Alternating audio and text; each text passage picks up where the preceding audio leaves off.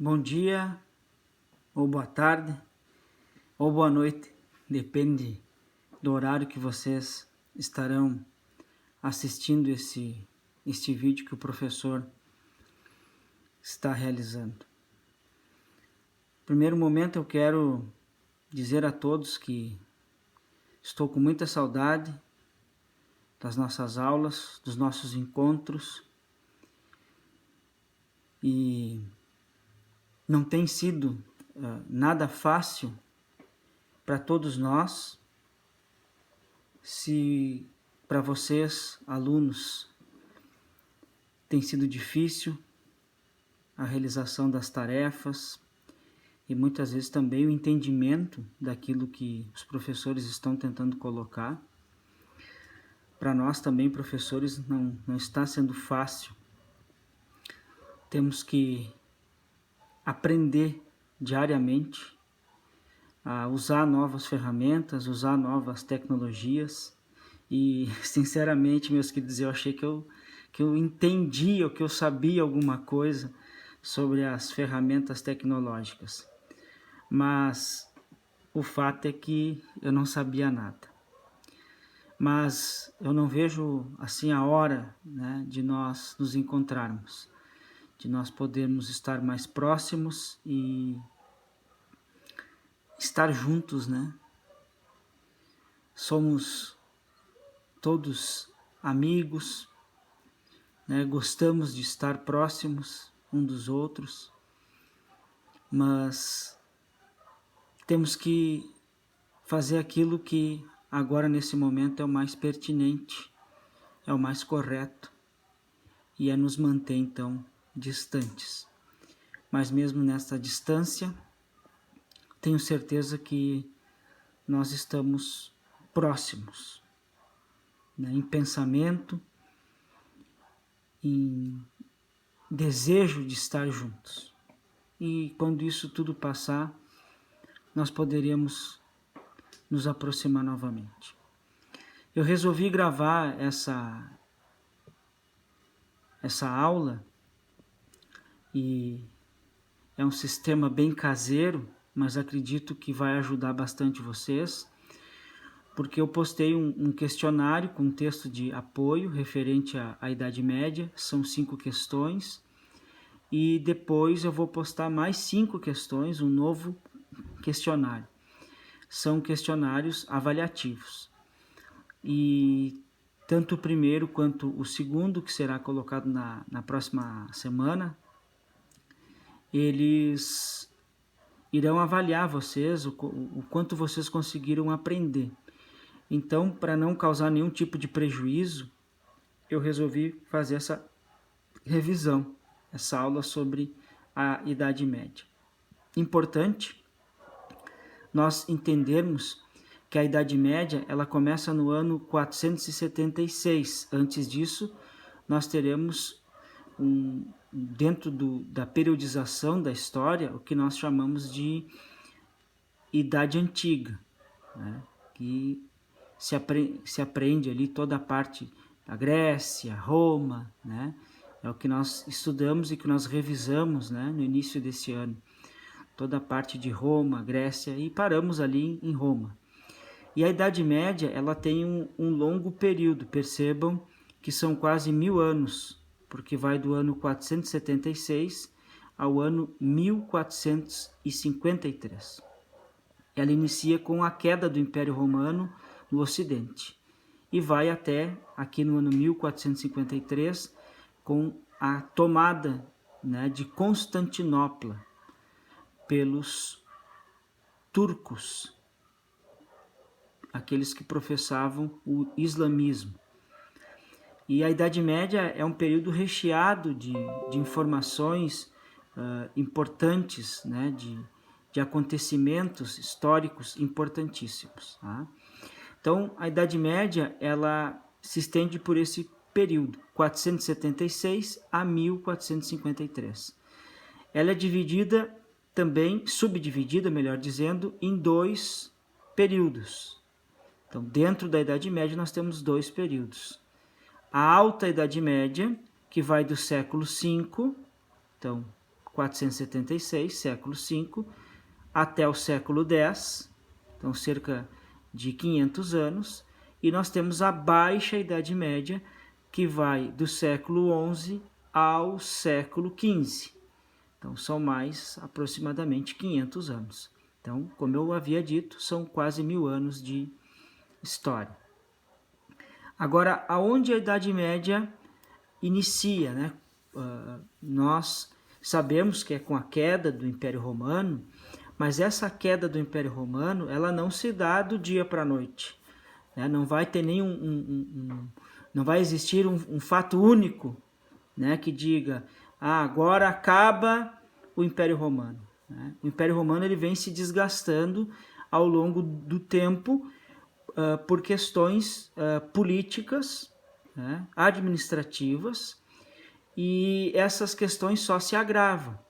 Nós temos aqui, por exemplo, nessas setinhas aqui, vou tentar dar uma ampliada nesse mapa aqui, ó. Aqui nós temos o mapa da Europa. Tá?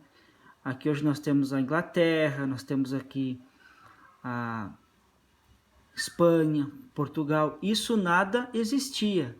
Tá? Nós temos a própria Itália, né? Aqui nós temos o Mar Mediterrâneo, é importantíssimo nós entendermos, né, o Mar Mediterrâneo. Aqui nós vamos ter a região aqui onde vai se desenvolver a Grécia, né? Aqui vai desenvolver todo o processo do Império Romano, né? Então, a Idade Média, ela acontece aqui, ó, na Europa, num primeiro momento. Depois ela vai se estender para essa região aqui, que eu estou apontando o mouse, que é a região do Oriente. Tá?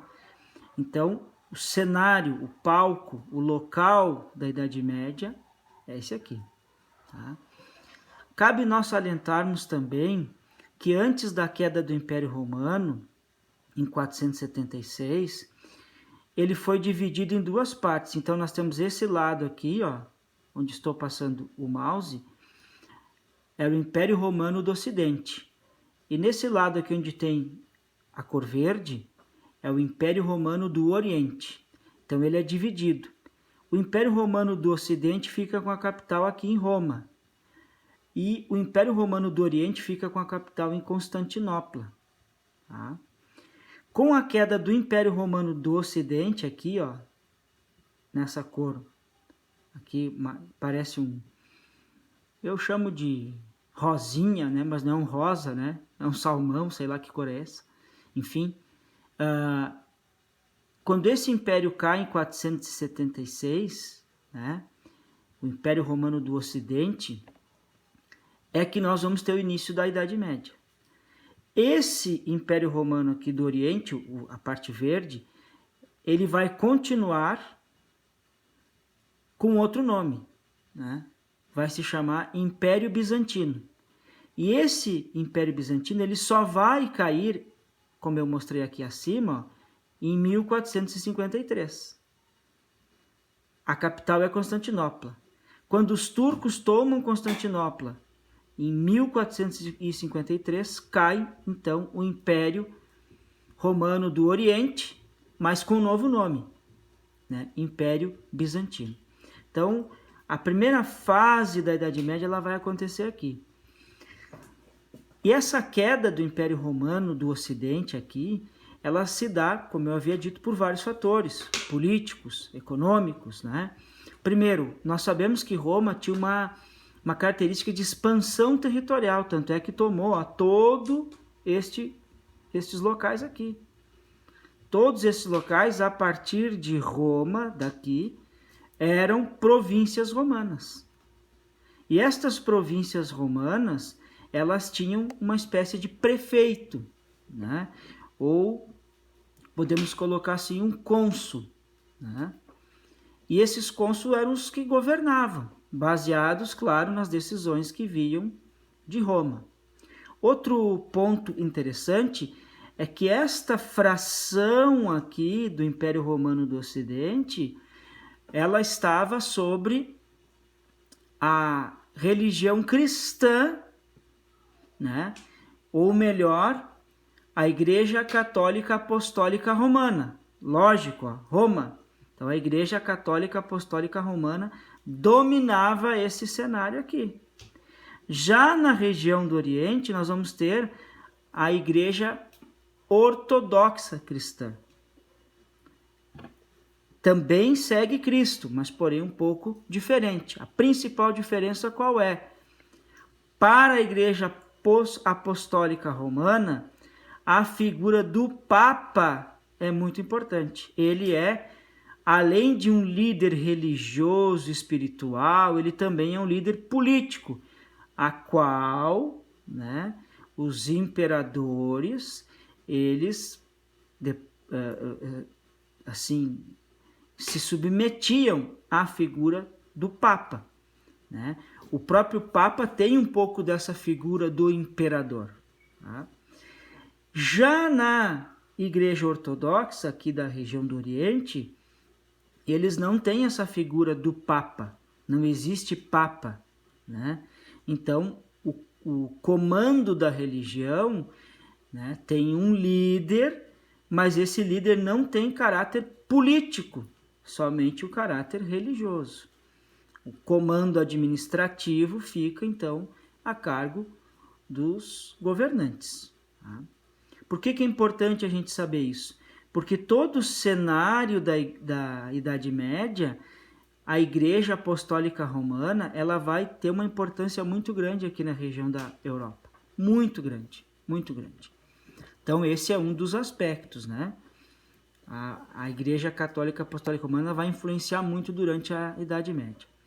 Outro ponto, nós estamos vendo aqui nessas setinhas aqui, ó, por exemplo, aqui é o povo anglo, aqui são os saxões, aqui são os francos, aqui são os vândalos, né? Aqui são os lombardos, né? Aqui são os ostrogodos, visigodos aqui.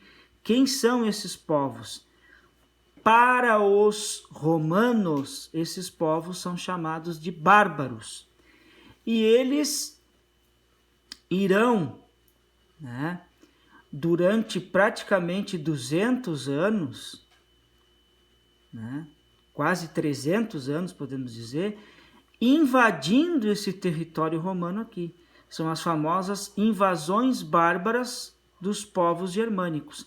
Todos esses povos aqui que eu citei antes são povos germânicos que vão invadindo, né, o território de Roma. Chega um tempo, quando as conquistas romanas começam a diminuir, eles não têm mais tanto escravos, seus exércitos vão diminuindo, né? Eles acabam passando o comando dessas antigas províncias aqui para esses povos germanos. Então, esses germânicos ou germanos, eles acabam também influenciando na parte política romana, até que o império vai cair. E vocês vão entender melhor por que ele cai. Então, por exemplo, nós temos aqui na região da Britânia, hoje é a Grã-Bretanha, toda essa região aqui, nós vamos ter os anglos e os saxões, que são conhecidos como povos bretões, por isso Britânia.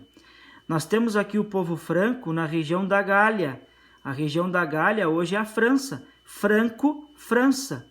Nós vamos ter, por exemplo, aqui ó, na região, essa região da Itália aqui, ó, conhecido como a Lombardia, o povo lombardo.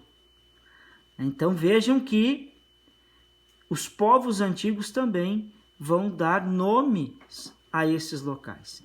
Então, neste primeiro momento, nós temos o quê? Os povos germânicos, durante um processo de 200, 300 anos, invadindo a Europa ocidental e muito menos a Europa oriental, né? Ou melhor, o Império Ocidental sendo mais invadido e o Império Oriental sendo menos invadido. O que vai acontecer? Lá no século V, né, podemos colocar então no ano 476, que é o século V, o que vai acontecer? O reino franco, então o povo franco, né, ele vai criar a primeira dinastia. Quando nós falamos da Europa, nós pensamos nos reis, nas princesas, nos príncipes, né? Nos castelos. Só que antes disso, nós temos que pensar que para que isso acontecesse, esse modelo de reis, né? Tem que acontecer a primeira dinastia. Então nós vamos ter a primeira dinastia, que então daí acontece a queda do Império Romano, nós vamos ter um novo governo. Esse novo governo é um governo criado por um povo invasor chamado Franco. Então a dinastia merovingia ela foi criada por Clovis, né? Foi o primeiro rei da Europa, não imperador, primeiro rei da Europa, né? Então Clovis ele vai se converter-se ao cristianismo e a partir disso a Igreja Católica Apostólica Romana ganha uma ascensão, né? E ele vai expandir o reino franco por toda a Gália ou por toda a região da França. E ele vai fazer uma distribuição de terras para quem? Para o clero. Não nos esqueçamos que dentro do próprio Império Romano já houve aceitação do cristianismo, né? O cristianismo já havia sido aceito. Então, já existia um clero. E o Clovis vai distribuir terras a este clero. Vai fortalecer a Igreja Católica Apostólica Romana. E também vai distribuir terras aos aristocratas, ou seja, a nobres.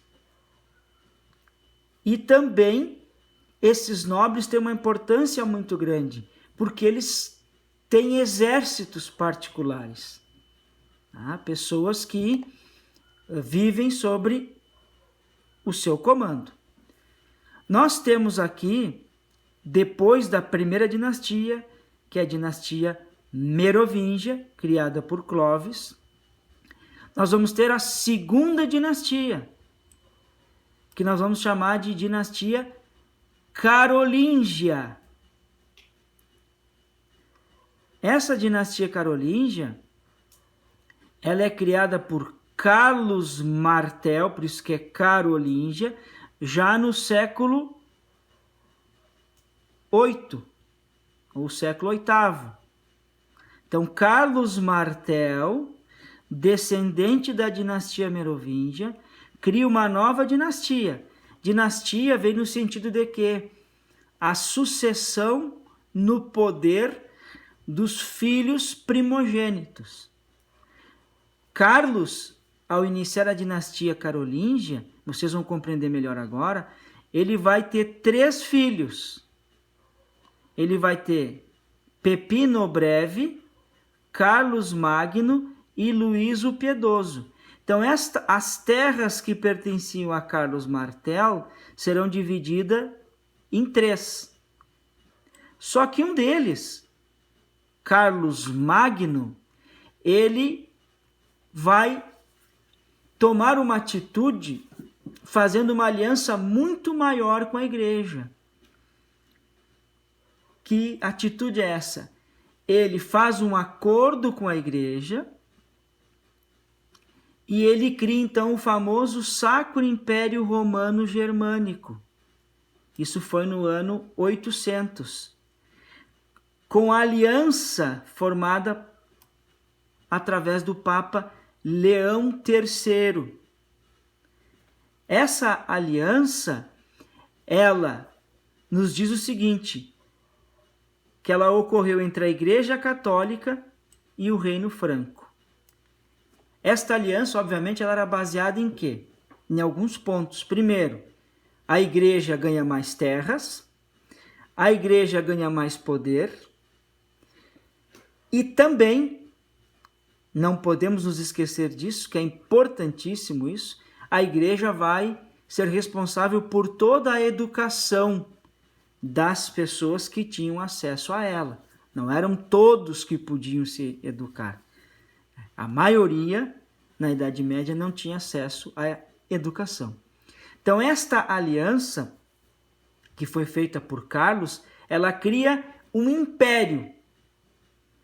que é o Sacro Império Romano-Germânico. Por que Romano-Germânico? Porque englobava as áreas antigas do Império Romano e as áreas conquistadas pelo povo germânico, ou pelos bárbaros, assim que os romanos chamavam. Então é uma aliança que vai trazer grande poder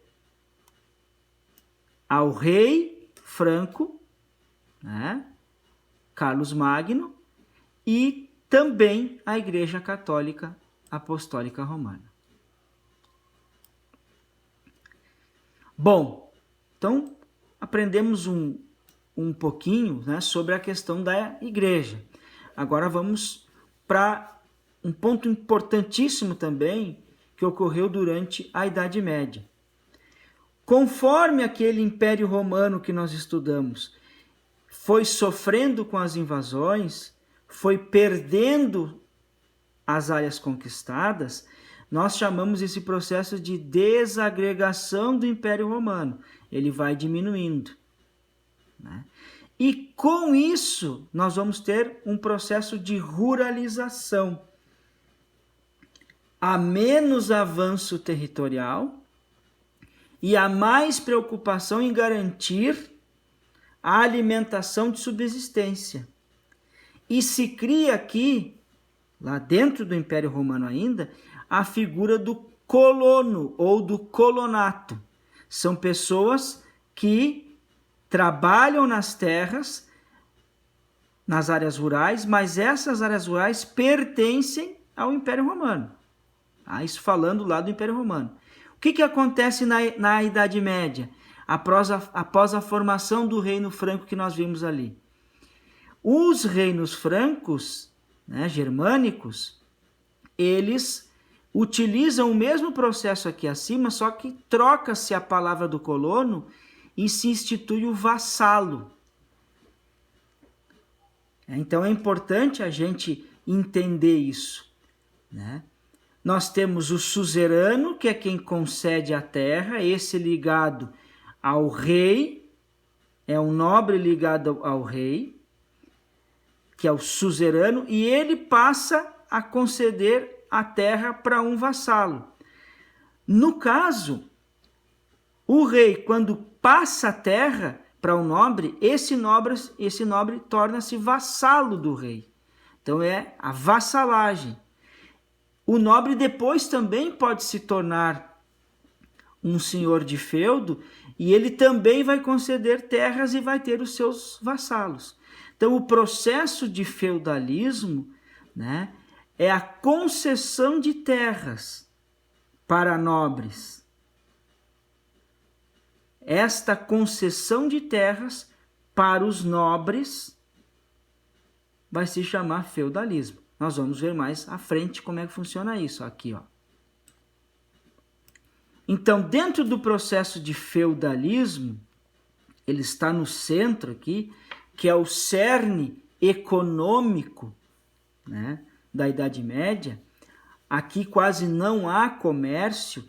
O comércio ele é interno e é um comércio que nós chamamos de amonetário, ou seja, não há que não exista dinheiro, moeda, existe, mas muito pouco.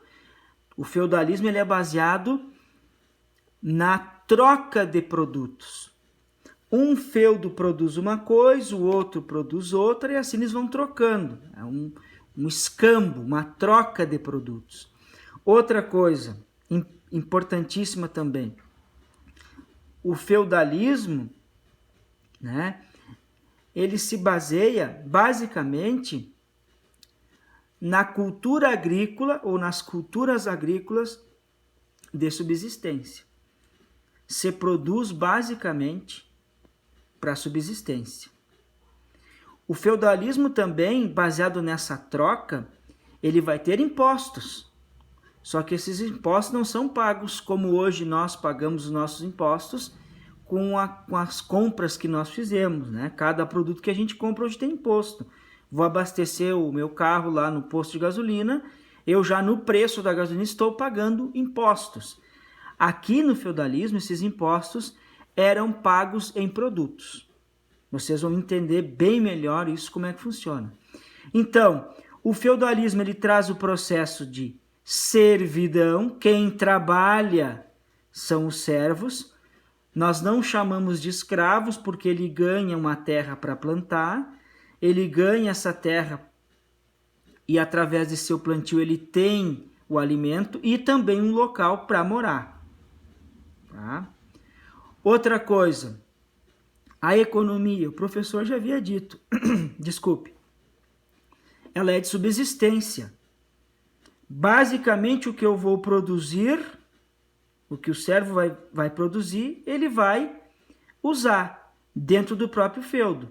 Ele tem o seu consumo e ele vai produzir coisas para o senhor do feudo, né? Então, é uma economia de subsistência. Com isso, a gente percebe que o comércio é reduzido. Como é de subsistência, há trocas comerciais, não é como hoje, que todos os países compram de todos. Aqui, basicamente, é um comércio interno. Nós temos a figura do vassalo, aquele que recebe terras, né? Faz um acordo com os reis. É o vassalo, é o que ganha a terra. Importante, né? Nós vamos ver mais a fundo isso também. É uma sociedade estamental, ou seja, ela é dividida por estamentos, por grupos sociais e praticamente rígidos. Nós não temos ascensão social, ou seja, tu nasce numa classe, como servo, por exemplo, e tu vai te tornar um vassalo nobre. Não, basicamente isso não vai acontecer. O servo vai morrer servo. Tá? Quem comanda tudo isso e impõe todo esse processo aqui, ó, a igreja, é o cristianismo, porque todos os dogmas são baseados na obediência, na figura central que é Deus e apoiado em tudo aquilo que Cristo possivelmente tenha deixado de ensinamento. Como fica o poder do governante, do rei, do líder? Ele não é um poder centralizado. O poder do rei ele é descentralizado, ele é fraco, porque ele precisa da figura do senhor feudal. Ele precisa fazer esses acordos de vassalagem para ter o quê? Pessoas que cuidem do seu território. O poder do rei também é fraco porque é uma economia de subsistência. Não há comércio, então não há moeda. O rei não contrai poder monetário. Né? Pensem nos países hoje. Por que os governos são fortes? Porque eles contraem poder monetário cobrando impostos com dinheiro. Aqui não. Aqui os impostos são pagos com produtos. Então o rei não tem condições de pagar nada, porque ele também recebe produtos através daqueles acordos de vassalagem. Espero que vocês tenham compreendido esta primeira parte. Como era então esta sociedade feudal? Quem fazia parte desta sociedade feudal? Dentro da pirâmide feudal, então, desta sociedade, nós vamos ter, primeiro, no topo da sociedade feudal, o clero. O clero é o poder econômico e é o poder religioso. O papa é mais poderoso que o rei. É mais poderoso que o rei. Tá? A igreja comanda. Os reis, para poderem mandar, tinham que se adequar às regras da igreja. Tanto é que nas coroações dos reis, né, a igreja sempre estava presente. Ela que vai fazer a concessão daquela coroa.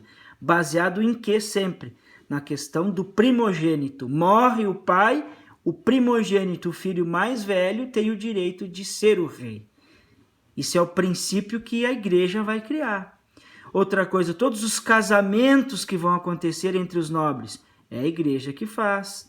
Por isso a figura do casamento, ele é importantíssimo, porque esses casamentos na Idade Média, entre os nobres, eles são, na verdade, grandes acordos de terras.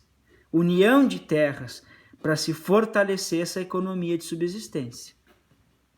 Então, no topo da pirâmide está o clero. Em segundo lugar, na pirâmide da sociedade feudal, está a nobreza, os nobres. Então, esses nobres são nobres de título. E esses nobres terão o poder como? Com terras. A terra aqui é o que dá poder, né? Alicerçados naquilo que a igreja dizia, que a igreja ordenava. Então nós vamos ter o suzerano, cedia um benefício. Então o rei, ele é um suzerano. Que benefício que ele pode ceder? É o feudo. O que é um feudo? Uma área de terras, que vai ter lá um castelo, e esse castelo vai ser protegido por aqueles que o senhor feudal comanda. Então, o suzerano é aquele que vai fazer a cedência de um benefício. O benefício é o feudo, ou a terra. E o que o suzerano ganha em troca? Fidelidade. Como ele não tem possibilidade de pagar um exército, ele precisa contar com o apoio do exército, por exemplo, do senhor do feudo, aquele que concedeu terras. Nós vamos ter também a figura do vassalo. O vassalo é aquele que jura fidelidade ao suzerano. E ele presta uma espécie de homenagem, o quê? Já que o suzerano lhe concedeu terras, ele passa a ser fiel ao suzerano. O que o vassalo recebe em troca? O benefício do feudo, que é a terra. Esse concede a terra e esse recebe a terra. Esse é que vai comandar o feudo. Esse dá as áreas de terra e esse é quem comanda a área de terra, criando assim um feudo. Por último, na pirâmide social da Idade Média, nós vamos ter o campesinato. O campesinato ele é baseado no trabalho servil. Nas áreas de quem? Do senhorio. Quem é que é o senhorio? É o vassalo que recebeu as terras e que agora criou um feudo para ele. Então, esse trabalho servil, ele é dividido em 3 partes, que é o servo que executa. Então, um feudo ele é dividido basicamente em 3 grandes áreas. O servo vai ter que trabalhar nessas 3 grandes áreas. Primeira grande área, que são as melhores, é o famoso manso senhorial, onde toda a produção pertence ao senhor do feudo. Este imposto é chamado de corvéia. O servo trabalha aqui, produz aqui os alimentos, cria os animais, mas tudo isso não pertence ao servo, pertence ao senhor. E ele paga isso com a corvéia. É o trabalho, a corvéia é o trabalho que o servo faz nestas áreas aqui que pertencem somente ao senhor do feudo. Tudo que é produzido é do senhor do feudo, mas quem produz? O servo. Nós temos o manso servil. O manso servil é uma área dupla. Ela pertence ao senhor do feudo, porém, tudo que o servo produz, né? Tudo não, uma parte, a maior parte, podemos dizer assim, ele vai entregar para o senhor do feudo como impostos. Então, o servo trabalha na área senhorial, trabalha no manso servil, parte do que ele produz ele tem que entregar ao senhor do feudo. Este imposto aqui é chamado de talha, em produtos. Lembra que eu falei antes. E nós temos o manso comum, que é onde moram então os servos, né? E esses servos, que são chamados então as áreas, os moradores do senhorio, né? Então, aqui é a área basicamente onde o servo ele produz o alimento para ele. Então vejam que a vida do servo não era nada fácil. Ele tinha que trabalhar no manso senhorial, trabalhava no manso servil e no manso comum, aqui onde ele trabalhava basicamente para ele. Então pouco tempo sobrava para ele produzir os seus alimentos. Obviamente quem se alimentava melhor, quem vivia melhor era o senhor do feudo, né? E o servo então vivia numa condição bastante inferior. Por isso que essa sociedade ela não muda. Tu nasce camponês, tu não consegue ser nobre. Raros casos nós vamos ter isso, porque o servo passava a vida toda trabalhando, produzindo alimentos, né? E criando os animais, né? Era um trabalho basicamente escravo. Nós não chamamos de escravo porque ele tem o benefício de se alimentar e ter o local para morar. Ele não vive acorrentado. Ele vive no feudo por uma opção, porque o feudo é protegido. Quem é que protege? Os homens do senhor feudal.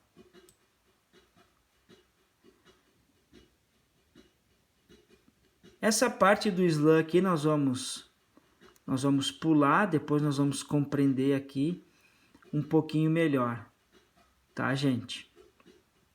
Então eu gravei esse videozinho, ele tem já alguns minutos, 36 minutos, e o professor vai encerrar aqui.